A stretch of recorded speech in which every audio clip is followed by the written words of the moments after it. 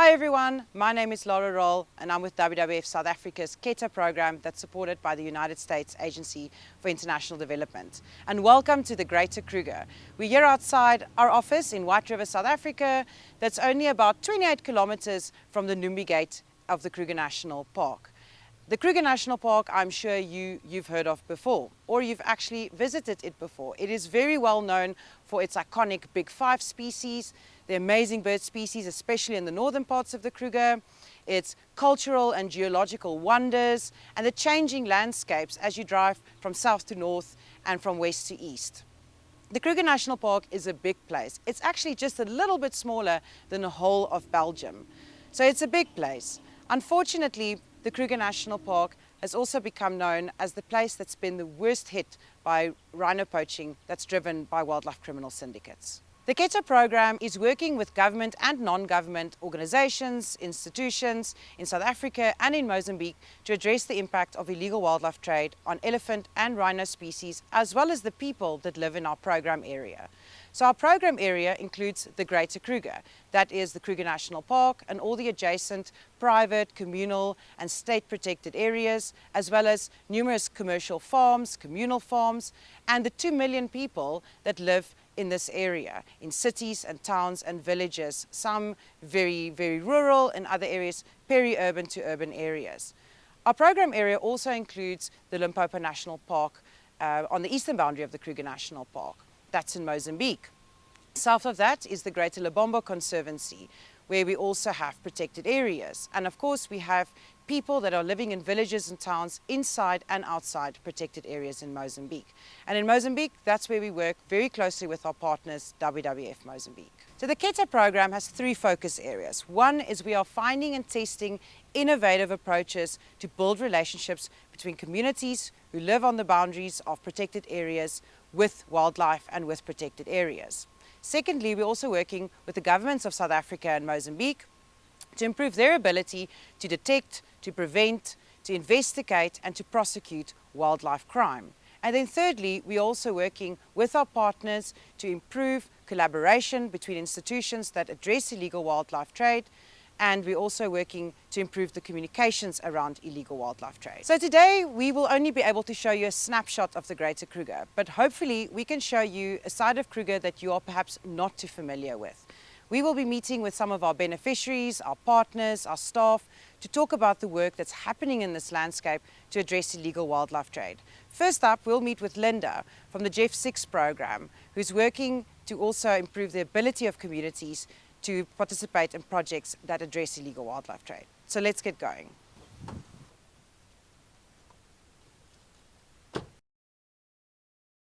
In the conservation sector, communities are recognized as important players in addressing conservation issues such as poaching and illegal wildlife trade. But if you had to ask anyone, how does one design and successfully implement a community project, I don't think you'll get the same answer every time. So it probably depends. It depends on, for example, who is this project really for? Who represents the communities? What is the process that's being followed? What are the power relations between the stakeholder groups and within the stakeholder groups? So we're on our way to meet with Linda from Sandparks, who's driving the Jeff 6 program. And the Jeff 6 program aims to increase the ability of communities to participate in projects that addresses illegal wildlife trade, but also benefits them. Hi Linda. Hi Lara, welcome to the Greater Kruger. Thank you for having us. So Linda, tell me a little bit about yourself and about the Jeff 6 program. I'm Linda Hlengwa, the Jeff 6 coordinator for the Regional Integration Department, which is within Sandparks. I run the Jeff 6 program, which is an integrated program partnering with other institutions such as the WWF South Africa, within the Khetha program, which is supported by USAID, the Southern African Wildlife College, as well as PPF, just to name a few. Essentially, the program recognizes local communities as playing a critical role in helping protect wildlife, whilst also driving benefits for the communities as well. So Linda, what are we doing here today? Today we are at Nkambeni Safari Lodge, just outside of the Kruger's Numbi Gate. We are hosting a stakeholder engagement workshop with a number of community forums, traditional leaders, as well as external stakeholders such as the departments of agriculture. We are here having discussions in terms of finding processes and activities which will help with combating illegal wildlife trade. Tell me a bit about the Environmental Monitors program. Okay, so apart from the work that we do with the community structures, we also have our environmental monitor program. You will get a chance to meet with them today on the fence line doing their work with their stewardship supervisor. And essentially, they are from these communities in which we have these this particular stakeholder workshop with, and they protect communities as well as wildlife through monitoring the fence. So one of the big issues in this landscape that's affecting the relationship between people and protected areas is human-wildlife conflict. And I'm sure you've heard the stories before. An elephant breaks out and eats someone's crops that was supposed to last for a whole season. A lion breaks out and it kills cattle. Now in an area where cattle is still king and where people are growing crops around their homes or perhaps in a larger communal area to feed their communities and to sell to shops, you can imagine that if there's a human-wildlife conflict incident, it can heavily impact on people's livelihoods in this area. So on the western boundary of the Kruger National Park, that includes the protected areas adjacent to it, that's open to the park, there is a fence, but the fence is not necessarily there to keep elephants and lions inside the park, but it is there to keep buffalo and livestock separated. So the fence does play an important role in preventing the spread of zoonotic diseases such as foot and mouth disease.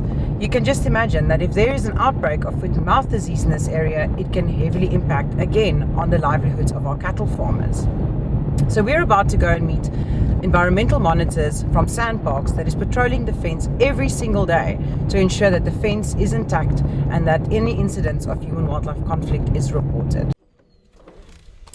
Hi, so we've just arrived at the Kruger Fence and we're going to meet up with Lara and the environmental monitors. Lara. Hi Lara. Hot out here today. Yeah, it is. So tell us a little bit about the work that you're doing here on the Kruger Fence line. Hi everyone, my name is Lazaro Sibia, Jeff6 Stewardship Supervisor in the Kruger National Park, which is under the Central Cluster.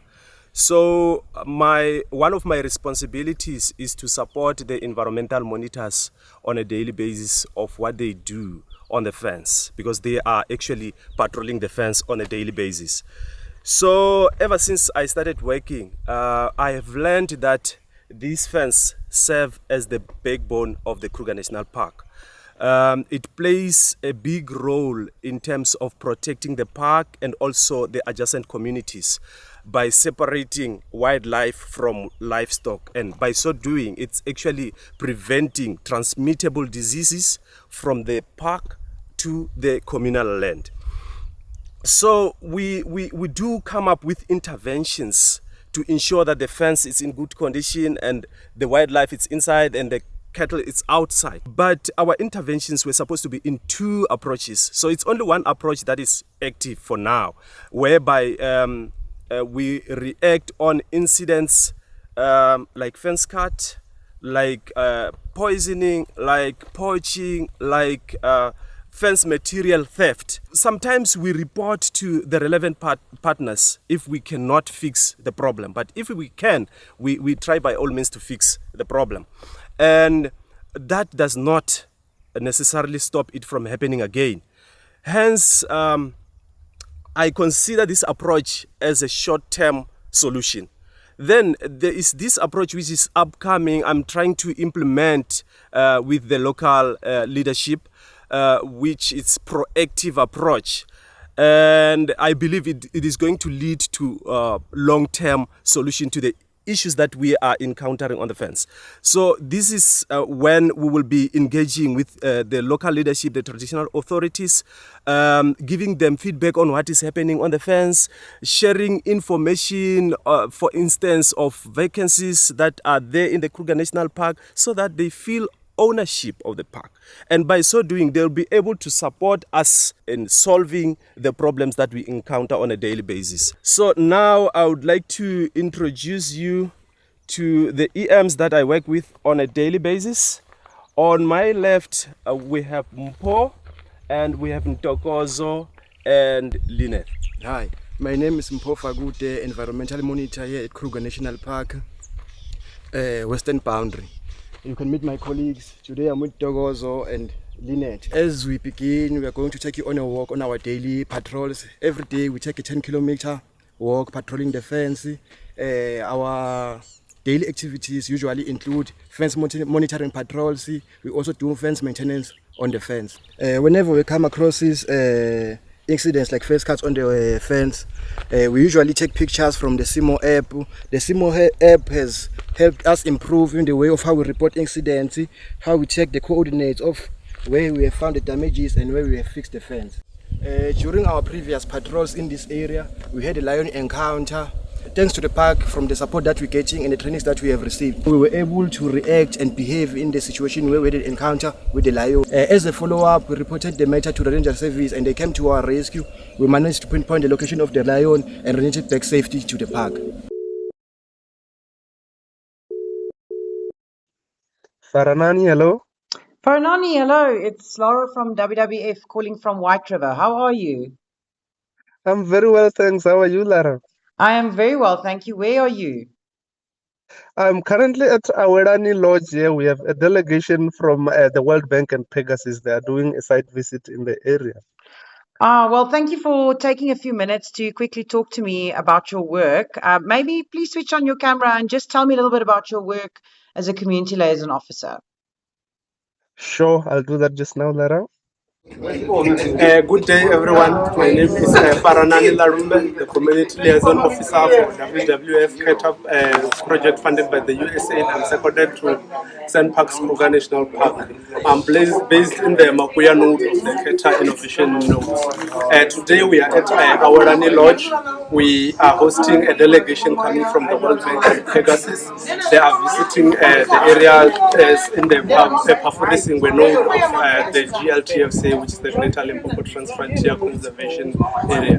This is a part of my job as a community liaison officer, where I get stakeholders together with community structures to meet and then find a solution to problems. The job as a community liaison officer entails building and maintaining relations with mainly with communities bordering the Kruger National Park, and also working with structures that are working structures and stakeholders that are doing work with the communities.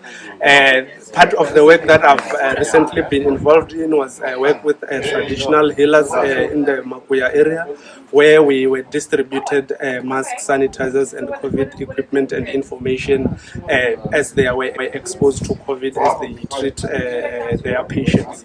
An initiative like that built the relations massively. They felt they were a part of the Kruger National Park, and then they went on to advocate for tourism. So that's part of my job as a community liaison officer. So thank you very much, and over to you, Lara. Wow, Faranani, that is great work. I wish I could keep you for a bit longer, but let me allow you to get back to your meeting. Thank you for your time and all of the best for the rest of the day. It's a pleasure, Lara. Have a good day that side. Thank you. Bye-bye.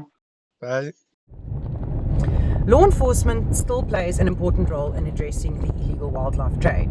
Where we see all the links within the law enforcement chain, that is your rangers, your police, your investigators, your prosecutors and your judges, where they all perform their work effectively, meaningfully and lawfully, we do see successful prosecutions of wildlife criminals. In South Africa, we've had numerous successful convictions of rhino poachers, and in Mozambique we recently saw for the first time ever the successful conviction of a rhino poaching gang leader. That is a higher level wildlife criminal, which was a great success for Mozambique. So we're on our way to go and meet Craig, my colleague at WWF South Africa, to go and learn a bit more about the work that we're doing with the rangers and why that is important. Hi, morning Laura. Good to see you. Thank you for having us. Thanks, Craig. So can you tell me a little bit about how rangers' work has changed over time since we've had rhino poaching? Sure, yeah. Rangers traditionally had a role as guardians and protectors and monitors of the areas that they work in. So understanding natural phenomena, recording that, wildlife management issues, research and tourism. And obviously there's always been an element of law enforcement in the work that they do. But this has significantly changed over the last decade or more, with the increased pressures that rangers are facing now with increased rhino and elephant poaching in these landscapes. So their roles have changed almost exclusively now to a law enforcement and protection role in these landscapes they work, and those earlier roles of rangers have had to fall away in favour of these urgent challenges that they have to address in the current circumstances that they face. So based on these new needs of the rangers, how can we address that, and what is WWF South Africa doing to help? So rangers are, around the world face quite significant challenges in the work that they do. Some of the WWF Global Ranger surveys have highlighted this, and rangers around the world are generally under-resourced, under-acknowledged, and underappreciated in the work that they do. It's a hard line of work, a hard career, and they face significant challenges on a daily basis, often life-threatening challenges. So the overall resilience and well-being of rangers is a really, really important issue to work on and address. Rangers, often have critical things like equipment shortages. They work long hours in the field. Often there's intense psychological or physical challenges that they have to face. And often, conservation agencies are under-resourced. So, resourcing to support these needs is really often a significant challenge. So with the Khetha program, we recognise this need for rangers and supporting their resilience, because they ultimately are the people on the ground protecting these natural resources for future generations and the communities around these parks and protected areas that depend on these areas. So we have a number of projects or activities around supporting rangers. We have some programs just supporting some basic equipment gaps that have come up as an urgent need. We're doing a lot of work around legal support of rangers, recognising that it's really critical that rangers operate within the law and understand their rights and roles and responsibilities in carrying out their duties, but also that rangers are protected and their rights are protected, and in terms of the really difficult jobs that they have to carry out. And we also recognise that rangers need a path of career development and progression, and so building capacity and skills within rangers is really essential. So we have partnered with the Southern African Wildlife College to develop a course on ranger leadership, which is really crucial because rangers often get trained in practical or technical aspects of ranger work, and these softer skills around leadership development are not often part of the ranger curricula. So this course supports growth and development in leadership, deals with things like communication skills, conflict resolution, supporting integrity and mitigating corruption, dealing with advanced technology, so those type of aspects that are not often included in traditional ranger curricula. With the ranger leadership training that we've done, currently we've trained 57 rangers, and we plan to continue this training support over the Khetha program. We have seen significant good and positive feedback from the training. A number of observations from supervisors noting just a change in attitude and a change in the rangers' way of going about things and their approach to the challenges that they face, and feedback from the rangers themselves who have gone through this training, who really appreciate firstly being recognised in terms of the need for them to be developed as leaders, but having their eyes open to a new set of skills and a new approach and an understanding of leadership and how important it is for them to have that capacity to deal with these significant challenges that they're facing. Because rangers more often than not come from communities around the protected areas in which they work. So they face this real challenge in that their duty is to work and protect the protected areas, yet there may be animosity or resentment towards them from the community members. So that's something that adds significant pressures to rangers when they come home and are on their off time. They're in amongst a community that may be hostile towards them.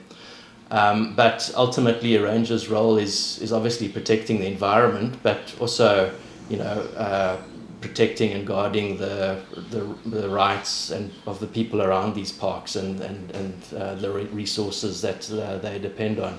It's a very difficult balance that rangers have to make, and certainly part of a need in terms of supporting them in terms of their resilience, but also enabling mechanisms for rangers to interact and engage with communities so that that relationship and trust is supported and built for the better protection of the environment and the people that depend on it.